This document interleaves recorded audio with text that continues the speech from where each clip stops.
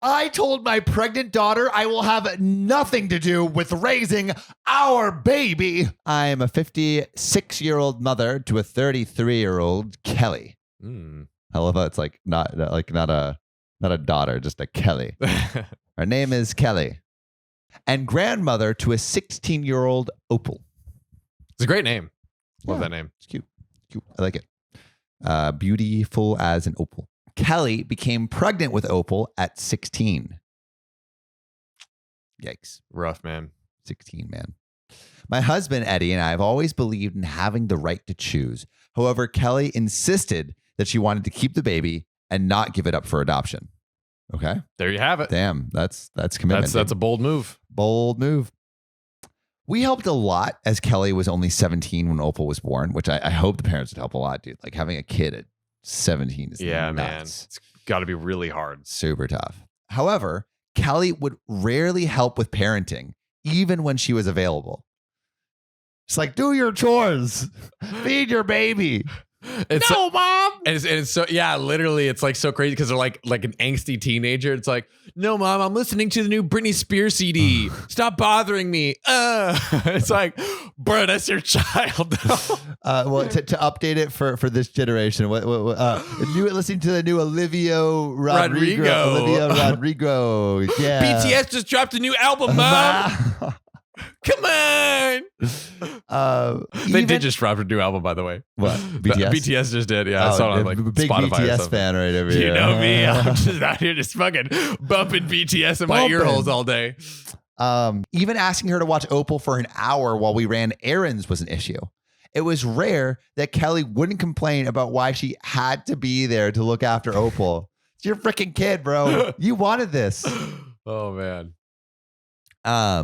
Kelly chose not to attend college after graduation. She had a job with a flexible schedule, yet she rarely made herself available for Opal. Kelly was only home to sleep or get dressed for some party.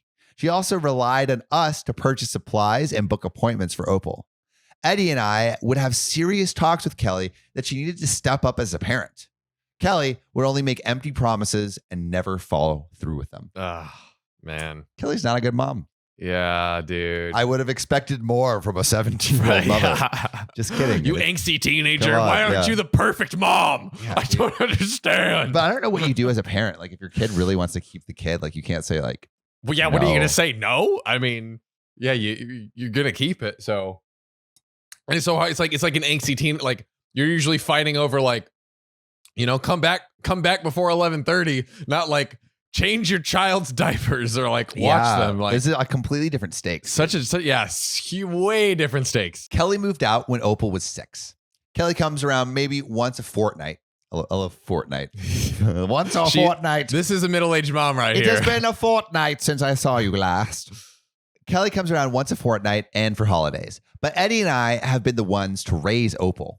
And Opal is doing extremely well. She has good friends, plays tennis, participates in volunteer projects, and plans to be a marine biologist after graduation. Dude, I'm Team Opal over here. Snaps for Opal. Yeah. I mean, like Kelly didn't do a good job raising her. Kelly didn't do a good job raising her, but at least the parents did. Dude, they crushed it. The OP, the parents. That's right. I guess the grandparents, yeah. Yeah, good grandparenting. Grandparenting. Yeah. Killed it. The school year ended for Opal last week, so we had a nice dinner to celebrate her good grades. Kelly came along with several other family members.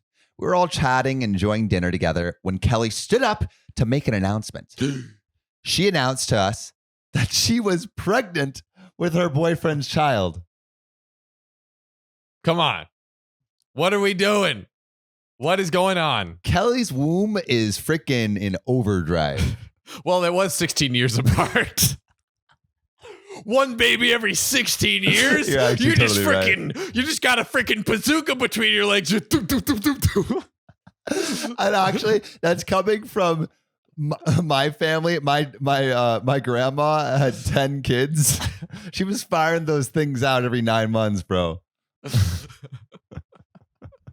Bazooka.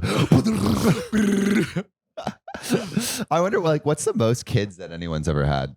Let's look it up. I don't know. Yes, John's on the case. I'm actually really excited for this one. Well, I mean, you have like the Octo moms. It's gotta be a ton. Yeah, but it can't be men because like men could have like 1,000 kids, you know? Like, Right. Yeah. No, it's one. Like Genghis Khan had. Well, actually, I want both. Yeah, okay. Genghis Khan is. I heard Genghis Khan is related to like 6% of all Asian people. I've heard something like that too. But it's probably lower than that. I don't know. Get on the case. All right. So check me out. All right. I'm All checking. right. So the woman, Valentina Vasilyev, Okay. I butchered that, gave birth to a grand total of 69 children. 69. Wait, 69 children Yep. of like from one marriage or multiple marriages? I have no 16 pairs of twins, 7 sets of triplets, and 4 sets of quadruplets. Good God, this is the most fertile woman on planet Earth. Oh no. It was between 1725 and 1765 with a total of 27 births. Bro. But 69 kids. Okay, wait. Now we got to do Genghis Khan. Oh yeah. Okay, so it wasn't giving me a straight answer. I think he's related to Because like they said it says 14, but those are the people that. Those are like legitimate kids. Yeah, the legit Is kids. it Genghis Khan or Attila the Hun? I'm pretty sure it's Genghis Khan. 8% of men living in the former Mongol Empire. 8% of men in the that's hundreds of thousands or millions. Dude. That's insane. Okay. She announced to us that she was pregnant with her boyfriend's child. Then we already were upset because this was supposed to be Opal's special moment, and Kelly announcing her pregnancy was completely inappropriate. Eddie and I said nothing, and Kelly started to say how she and her boyfriend were so busy with life right now. Then began to talk about how grateful she was that she would always look after our grandchildren, and how since we had gained so much joy from raising Opal, we would be even happier raising this second baby. Excuse me? Raising the second baby? Just You're automatic. You should be raising it. What are you doing? Oh my God. The audacity of just saying you're gonna have so much raising this, so much fun raising this next one. Bro. Just you wait. Just absolutely insane. Absolutely insane. After Eddie and I called her out, Kelly confirmed that she had expected us to adopt and raise this second baby as well. No. Kelly said how she and her boyfriend did not have time to raise a baby. Why would you make the announcement like that? I'm too busy, but I'm having a baby, but you can take it. I don't want it, but yay. Oh my God. Kelly said how she and her boyfriend did not have time to raise a baby, but that putting up the baby for adoption would be throwing it away. She assumed we, at almost 60 years old, would have no troubles or opposition to raising a newborn baby. Of course, she should be able to just dump whatever she wants on her parents, especially in their old age. Give them ridiculous. a challenge. This is ridiculous. Oh God. Eddie and I interrupted Kelly and told her we would have nothing to do with raising this new baby and would not be providing anything for it. Supplies, childcare, etc. Kelly flipped out and an argument ensued. Kelly called us heartless and claimed we were willing to throw our grandchild away. Eddie and I called her selfish for expecting us to raise another child. We are too old to raise a baby. Kelly is 33 and needs to grow the fuck up. Oh my God. Give the baby up for adoption or be a parent and raise it yourself. Kelly was left in tears. Now the family has broken into sides. The ones agreeing with Kelly, saying we adopted Opal and are sending the message that we don't care about our newest grandchild. Others are saying we should have taken her aside privately instead of shooting her down in front of everyone, and our reaction was cruel. Eddie and I feel that we had to be blunt with Kelly and not sugarcoat reality, which I think is true because it seems like they've been sugarcoating it for all these years because she just thought she could have a baby and just be like, this is your problem now. It's just so amazing and incredible that like not only is Kelly this delusional, but many family members think like it just blows my mind. Ridiculous, dude. Ridiculous. Oh my God. Opal likes to show us stories from here sometimes, so I thought it would be a good place to ask for a neutral perspective. Am I the a-hole? What do you think, John? No. No, not the a-hole, but there is an edit. Oh, Opal is always able to express her feelings with me and Eddie. Opal also has a therapist who is available to speak whenever she needs it. Awesome. Opal visited the therapist weekly during middle school, but now hasn't needed to see him more than once a month. We will be taking Opal on a mall trip to make up for what happened at the celebration dinner. We spoke privately to Opal after this incident, and she knows we in no way view her as a burden. Our granddaughter is a blessing, and many of her happiest moments involve supporting Opal and watching her grow up. But Opal is 16. She doesn't need the kind of constant attention and care that a newborn baby does. We are now too old to be able to adequately raise a newborn baby, even if we wanted to. The biggest problem is that Kelly is now an adult and needs to start acting like one. For real. Kelly is supposed to outlive us. The reality is that Eddie and I aren't going to be alive for her and her children in our entire lives. It is why Kelly needs to accept that she cannot expect us to take on her responsibilities and must be independent. Why can't I just have as many children as I want to give them to you to raise? Why can't I do that? This is the dumbest thing ever, bro. What I love is that Opal at 16 seems like way more mature than her mom at 33. Right? I know. I mean, she's going to therapy.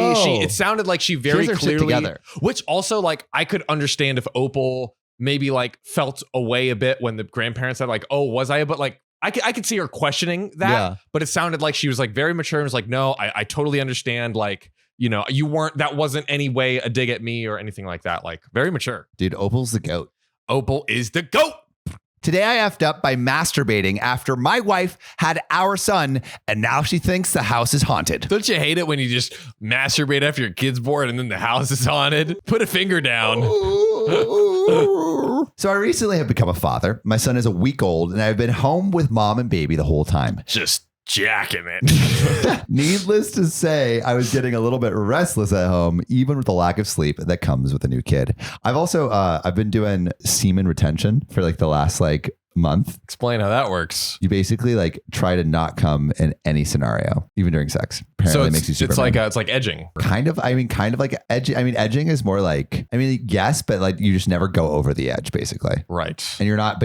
Well, you also don't masturbate at all. Salute, sir. It's apparently it gives you more energy and stuff like that. Interesting. But I think like the main thing is like if you can control that impulse, then you can control anything in your life. Because like that's the strongest human impulse. That is true. I like it. Respect. Have you heard of Andrew Tate? I have heard of Andrew Tate.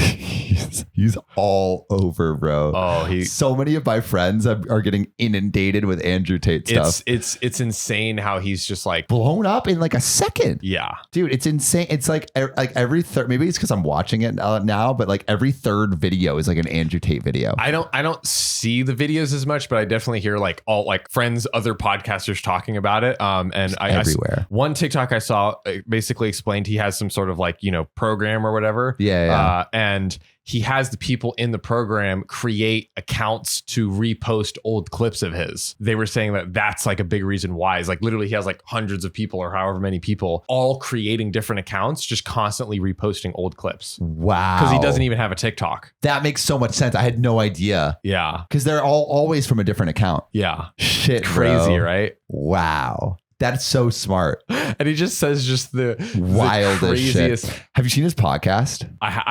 No, I haven't. Literally, it's him just being ridiculously misogynistic, but there's like 30 like beautiful women around him at this table. Right. And I'm like, why would these women agree to this?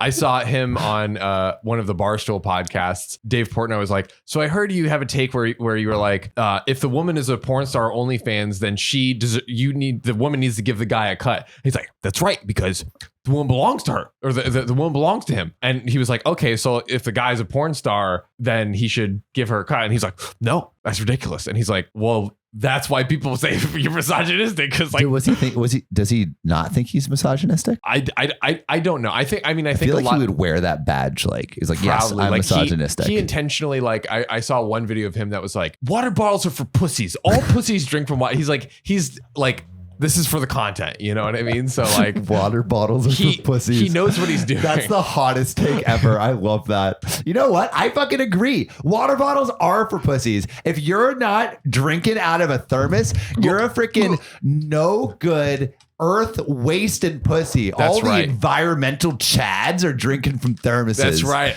Shout out to all my thermos guzzlers out there. My thermos guzzlies. Yeah, guzzle that thermos, baby.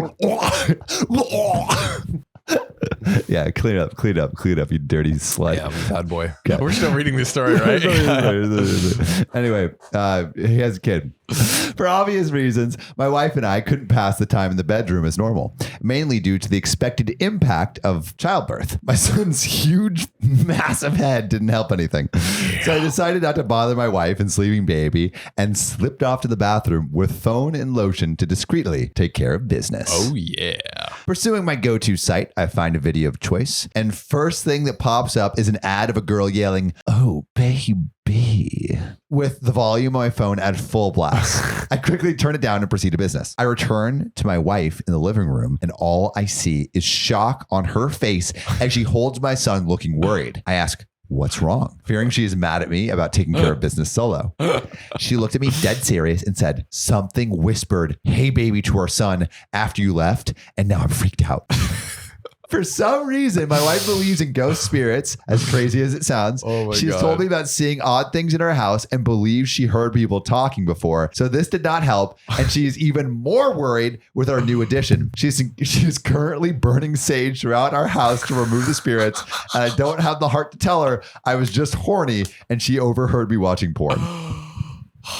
He has an out. He has an out. He made it out. But He made it out. You know, I don't know. I say confess to your wife so she doesn't freak out about your house. Just tell her the truth, bro. Just do it. Just do it.